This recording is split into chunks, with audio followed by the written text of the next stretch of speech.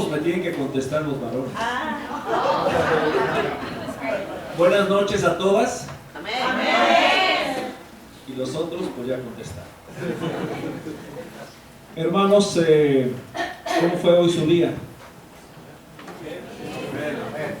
Bueno, me da mucho gusto estar otra vez en la casa del Señor y como ustedes saben, hay algunos hermanos de la sierra que nos están acompañando. No los traigo en campaña, sino ellos así hicieron la campaña para venir acá. Y es muy fácil, porque en la lista de miembros de iglesia no está dividido la sierra y Moncler, sino todos somos miembros de la iglesia de la sierra.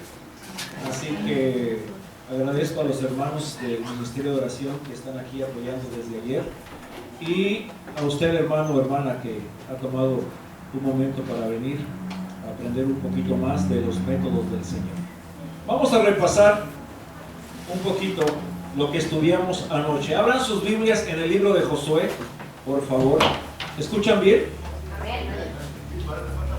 Parece que le faltó un poquitito. Gracias. Estos días, empezando anoche, hoy, hasta el viernes y tal vez el mismo sábado en la mañana, vamos a repasar, gracias hermano, vamos a repasar los métodos, no todos, sino algunos de los métodos que Dios ha utilizado para librar a su pueblo, para que nos dé a nosotros esperanza de que si Dios ya peleó, va a poder y puede pelear por nosotros. Vamos a hacer un repaso rapidito de lo que estudiamos ayer. Josué es el líder espiritual. Estoy en el libro de Jueces, de Josué. Y son 3 etapas. Ayer hicimos 3 etapas. A ver si me ayudan a recordar las etapas. La primera etapa fue Josué 1, pues sí, ¿verdad? Muy bien. La primera etapa es Josué 1, la segunda etapa es Josué 2, y la tercera etapa Josué. No, muy bien. 5. Josué tiene un trato, o el Señor tiene un trato con Josué. ¿Y cuáles son las 2 partes del trato? La primera parte es: ¿qué puedes esperar de mí? ¿Qué le dijo Abraham? Siempre voy a estar contigo. Muy bien. ¿Y qué le dijo el Señor? Esto espero de ti: que te esfuerces, que no temas, que seas valiente, que no te apartes de la palabra de Dios. ¿Quedó claro eso, hermanos? Muy bien. La segunda parte, ¿en qué capítulo, hermana? No, el capítulo 2. Envía 2 espías y los espías traen un informe. Y el informe fue: ¿cómo están los habitantes de Jericó? Exactamente, Abraham. Aterrorizados porque el pueblo de Dios está allí y ellos se acuerdan de lo que pasó hace 40 años, que Dios había abierto el Mar Rojo. Y entonces esta mujer da un reporte a los espías traen un reporte, no hay ningún problema. ¿Ok? Tercer punto, ¿qué está haciendo Josué? Gracias, hermana. ¿Qué está haciendo Josué? Capítulo 5. Se fue a orar, ¿verdad? Se fue a orar. Ya Dios le había dado la seguridad que iba a estar con él. Ya había recibido el mensaje de los espías que aquellos estaban como ratones encarcelados. Pero ahora viene un encuentro que yo le sugerí anoche a usted. Necesitamos tener ese encuentro. ¿Por qué? Porque siempre estamos pensando nosotros en el Jericó. ¿Y qué es Jericó para nosotros? ¿Qué es Jericó? Nuestro problema, nuestras barreras, nuestros desafíos y nuestras murallas. Gracias. Y entonces él tiene un encuentro con el jefe principal de los ejércitos de Jehová. ¿Y qué hizo Josué? Se postró, lo adoró, y entonces vienen las palabras: Señor, ¿cuáles son tus indicaciones? Y mis hermanos, dijimos que vamos a tener, cada quien tenemos nuestro Jericó. Y Jericó es la ciudad rodeada de murallas que debemos de conquistar. Pero para conquistar esa ciudad no necesitamos fuerza, no necesitamos más que una seguridad de tener la presencia de Dios. Y entonces terminamos y vimos cómo la ciudad cayó, y dice que ¿qué hicieron los israelitas para que cayera? ¿Qué hicieron los israelitas? Obedecieron el plan de Dios. Yo dije ayer anoche y lo voy a repetir cada noche: los planes de Dios, los métodos de Dios son extraños, pero son los mejores.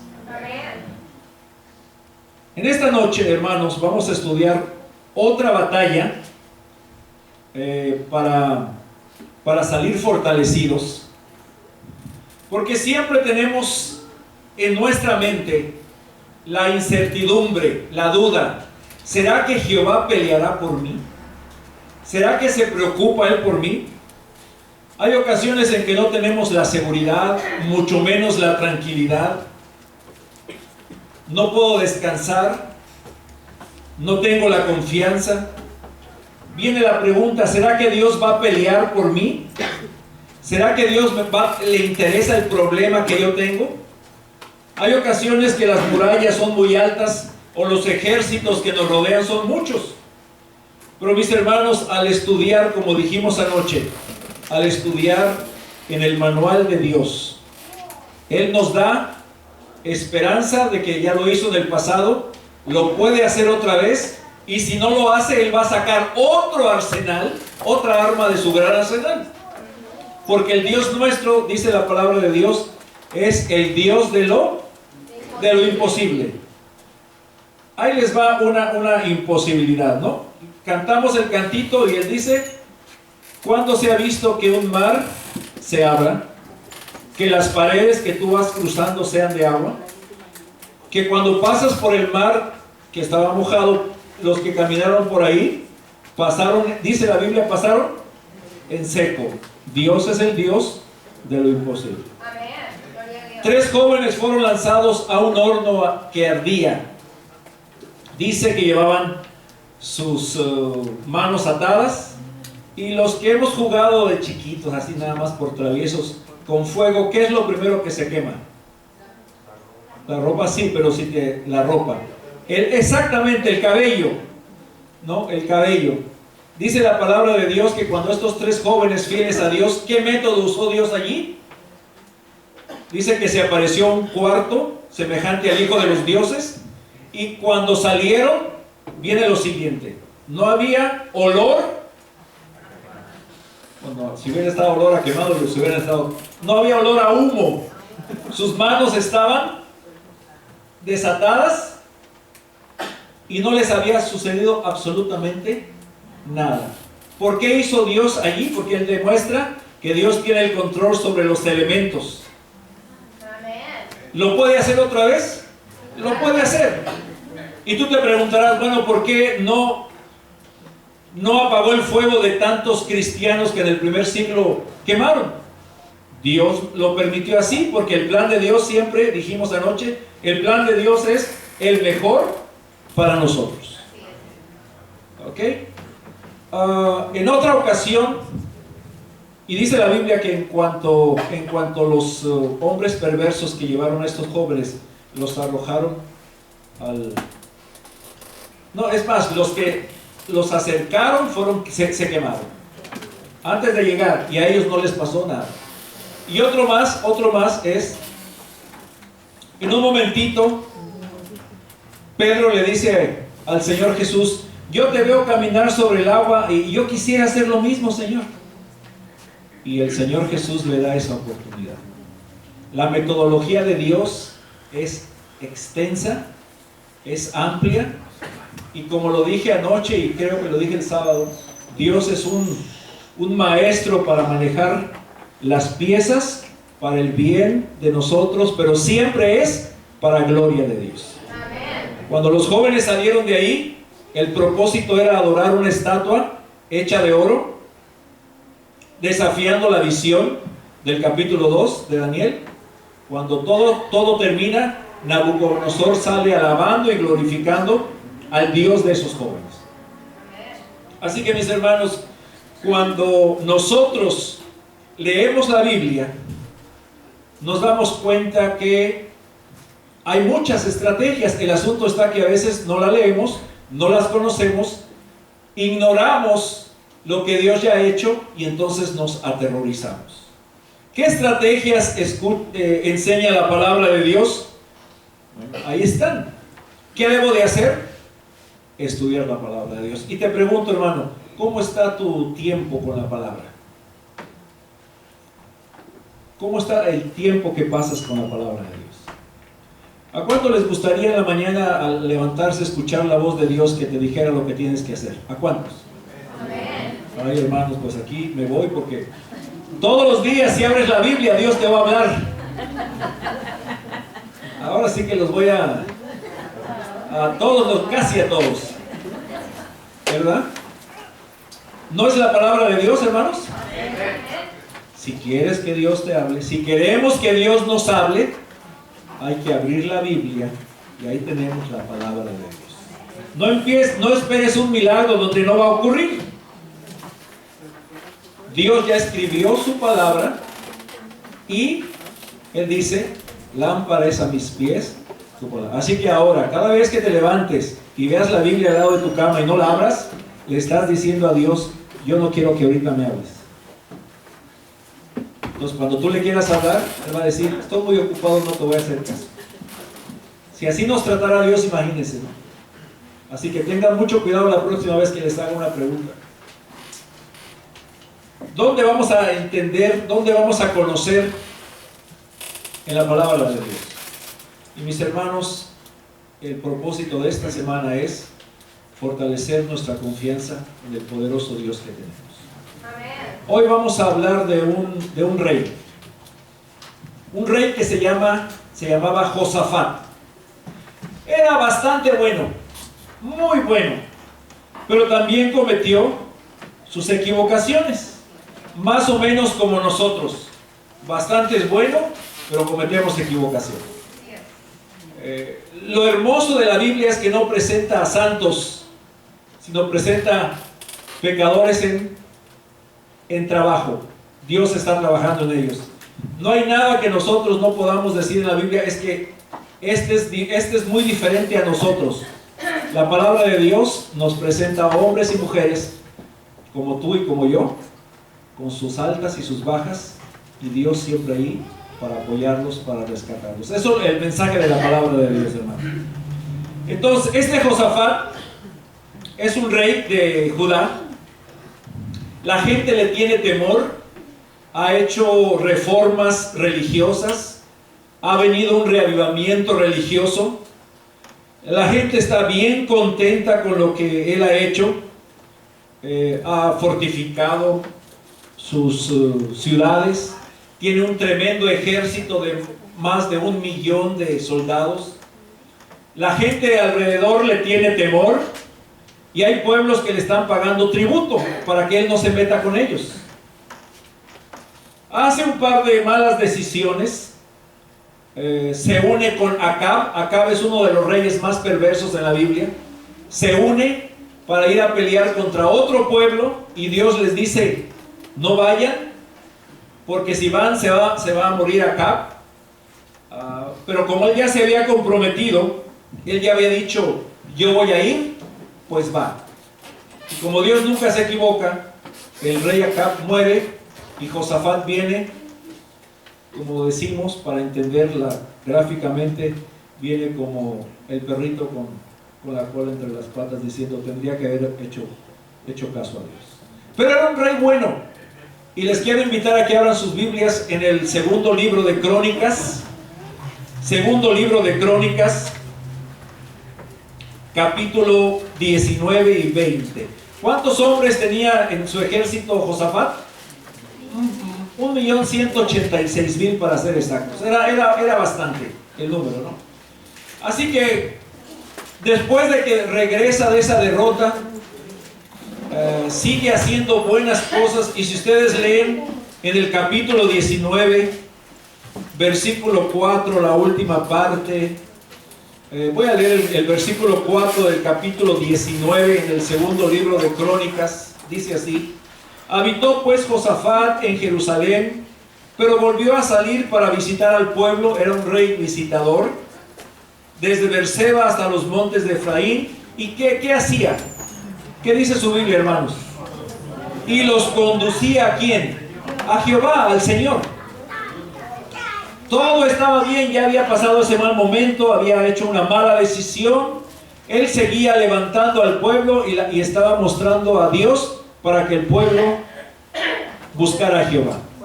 Dice el versículo 7, capítulo 19 de segundo de Crónicas, capítulo 19, verso 7. Sea pues con vosotros el temor de Jehová. Está dándole consejo a los jueces. Mirad lo que hacéis, porque en Jehová nuestro Dios no hay injusticia, ni acepción de personas, ni admisión de cohecho. ¿Qué está haciendo Josafat ahora? Está haciendo las cosas bien. Está llevando a la gente a un compromiso con el Señor. Está haciendo lo mejor, aunque se había equivocado, hermanos, como nosotros nos equivocamos, ¿verdad? Nos equivocamos y después, ¿qué hacemos? Regresamos otra vez al Señor. Todo está muy bien, hermanos. Él estaba haciendo reformas religiosas, reavivamiento espiritual. Quiero decirte que cuando estás más metido, estás más ocupado sirviendo al Señor, las cosas parece que empeoran. ¿No te ha pasado eso a ti? Cuando estás más metido sirviéndole al Señor, cuando estás más queriendo hacer su voluntad, como que el fuego del desaliento de los enemigos, como que sientes que te estás asfixiando. Y vamos ahora al capítulo 20, hermanos. En el capítulo 20, versículo 1, vienen las malas noticias. Hermanos, hermanas, en un día, no, ¿qué digo un día? En unas horas nuestro día cambia, ¿no es así? Así es. En un instante la vida cambia completamente. Y solamente les menciono unos hermanos de nuestra iglesia, y los hermanos aquí presentes no lo conocen ni saben quiénes son, así que lo puedo decir. Se fueron de vacaciones a ver a los suegros, a los papás de él. Cuando regresó, el 90% de su casa, una casa casi nueva, estaba destruida. Se rompió una tubería, y el segundo piso y el primer piso y todos los pisos. Dicen que más o menos tardarán de 6 a 9 meses. Le cambió la vida a esta familia. Pero eso se puede recuperar, ¿verdad? Eso se puede recuperar. Se tiene uno que ajustar, pero se tiene que recuperar. Pero hay situaciones que el doctor te dice de un día a otro, mira, estás así. O un hijo nos dice, no, yo voy a seguir mi vida de esta manera. O alguien te robó la identidad y ahora te están mandando cobros que dices, pero si yo no compré esto. La vida, hermanos, cambia en un momentito. ¿Cuánta gente salimos a trabajar por la mañana y en el Coroner Office de aquí de Los Ángeles estaba viendo un programa, y algunos lo vieron el domingo, cientos y cientos de cuerpos que nadie reconoce ni va y los va a pedir? Esos hombres o mujeres tienen amigos, familiares, vecinos, hijos, padres. La vida puede cambiar, hermanos, en un momento. Y así está Josafat, y vienen sus generales y le dicen, Josafat, tenemos un problema. Hay 3 reinos que vienen en contra de nosotros. Dice ahí el versículo 1, los moabitas, los hijos de Amón y los edomitas. Y de acuerdo a las cuentas que hicieron algunos que están por ahí, este ejército eran más de 3 millones. ¿Cuántos eran los soldados de Josafat? 1 millón. ¿Estaba haciendo bien las cosas Josafat? ¿Sí o no? Estaba haciendo bien las cosas. Pero cuando estás haciendo bien las cosas, eso no es señal, hermano, de que todo va a estar bien en tu vida. No. Ni soñemos. Y cuando nos sentimos rodeados por los enemigos, cuando la vida nos cambió de un momento a otro, ¿qué pasa? ¿Qué nos pasa? nos pasa lo mismo que le pasó a Josafat. Vean lo que dice el versículo 3. Dice, Josafat, ¿qué tuvo? Tuvo miedo, tuvo temor. Hermanos, el temor viene porque la vida nos cambia. El temor nos paraliza. Para muchos el temor hasta dolor de estómago, dolor de cabeza. Imagínense, él sabe bien, él es un hombre de guerra. 3 contra 1. 3 contra 1. 1 millón contra 3 millones. Y de acuerdo a un estratega chino, dijo que si el ejército que te viene a atacar es mayor, córrele. Pues si no, no hay que ser muy estratega. Si son más, córrele, ¿verdad? Eso lo dice el sentido común. Está preocupado y tiene temor. La palabra temor es la misma que sintieron los israelitas cuando estaban antes de pasar el Mar Rojo. Dice que escucharon y vieron el polvo y a los soldados egipcios viniendo detrás de ellos, y dice, ¿y sintieron qué? Temor. ¿Qué haces, hermano? ¿Qué hacemos cuando tenemos temor? ¿Qué hacemos? ¿Nos enfermamos? ¿Queremos solucionar el problema? ¿Vemos qué opciones hay? De un momento a otro momento, todo nos cambia y entonces el temor se apodera de nosotros. Y saben que sin aviso, el hermoso día se convierte en una noche de desgracia. Y Josafat era el responsable por su pueblo. ¿Qué hace? ¿Qué voy a hacer, Señor? Cuando tú estás frente a ese ejército que te va a querer conquistar, ¿qué opciones tienes? Mis hermanos, la palabra de Dios, vez tras vez, nos dice y nos asegura que no debemos tener temor. ¿Cuántas veces aparece la palabra, no temas, no temas, no temas, yo estoy contigo? Más de 3,000 promesas en la palabra de Dios que nos ayudan a tener tranquilidad. Pero lo que sucede, mis hermanos, es que a veces en esta guerra espiritual nos damos descanso. Hoy no quiero orar, hoy no voy a leer la Biblia, esta semana o este sábado no voy a la iglesia. Los soldados, hermanos, pues no se toman vacaciones. Si lo ponen a la entrada a cuidar, ¿qué tiene que hacer? Tiene que estar ahí y cuidar. Hoy en el Ministerio de Oración mandaron una noticia.